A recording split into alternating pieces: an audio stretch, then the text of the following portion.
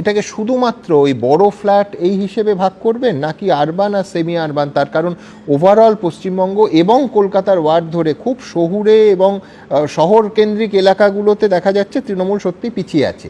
নাকি এটা শিক্ষিত মধ্যবিত্তরা কোনো কারণে বিরূপ এইভাবে দেখবেন, নাকি একদম সৌগত রায়ের মতো ভাববেন যে ফ্ল্যাটের লোকেরা বাবা তৃণমূলকে ভোট দেয়?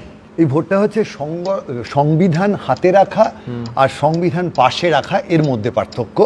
এর পার্থক্য হচ্ছে সিপিএমের যে রুটি রুজি স্লোগান ছিল, সিপিএম তো ভোট কম পেয়েছে। আসল মুশকিলটা হচ্ছে রুটি রুজির স্লোগানটা করে কমের স্লোগানে পাল্টে গেছে। আমি কোনো রাজনীতির জ্যাঠামশাই নই যে কোনটা সৎ কোনটা অসৎ বলতে হবে। তৃণমূল যেটা বলে দিয়েছে, অর্থাৎ শুরুতেই গৌরচন্দ্রিকায় সেই উপসংহারটা সেরে নিই, সেটা হচ্ছে যত দোষ সিপিএম আর শতরূপ ঘোষ। সুতরাং এটা প্রথমেই মিটে গেল। এইবার কাজের কথায় আসুন, সেটা হচ্ছে সামাজিক ব্যবস্থা একদিকে সংসদীয় গণতন্ত্র। এবার এই যে গণতন্ত্রের যে রূপটা, সেখানে কি হয়, একটা রাষ্ট্র ব্যবস্থা আছে, সেখানে মানুষ পড়াশোনা করবে, পরীক্ষা দেবে, চাকরি পাবে, বেসরকারি বা সরকারি জায়গায়। এইখানে যে চাকরির জায়গাটা, সেটা সিপিআইএম এবার বারবার চেষ্টা করেছে। রুটি রুজি রুটি রুজি রুটি রুজি, প্রত্যেকটি কথায় ওরা যতবার রুটি রুজি বলেছে, বোধহয় নরেন্দ্র মোদী যতবার নিজের নাম করেছেন তার থেকে অনেক বেশি।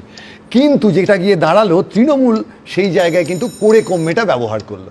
এই যে আমাদের গোটা পশ্চিমবঙ্গের বিশেষ করে শহরাঞ্চলে যারা সকালবেলা উঠে, সত্যিই তো সেই যুব সমাজের সেই ইয়াং ছেলেগুলো যারা চায়ের দোকানে বসে সামনে বালি ইটের হিসেবটা করছেন, তাদেরকে কারা চালাচ্ছেন? তাদেরকে চালাচ্ছেন তৃণমূলের কাউন্সিলর। এবং এখানে তৃণমূল বিজেপির একটা সম্পর্কের কথা বলতে হবে।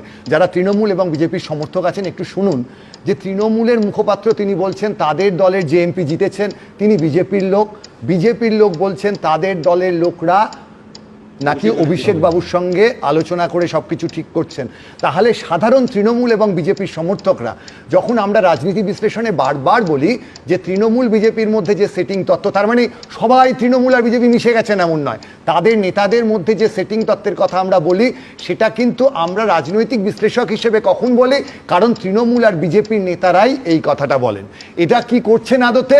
সংবিধানটা সরিয়ে রাখছেন, রাষ্ট্র ব্যবস্থা সরিয়ে রাখছেন, সংবিধানটা পাশে রেখে তৃণমূল কংগ্রেস পশ্চিমবঙ্গে একটা কাজের ক্ষেত্র তৈরি করছে। একটু শেষ 30টা সেকেন্ড দেবেন। একই রকমভাবে বিজেপি কি করছে?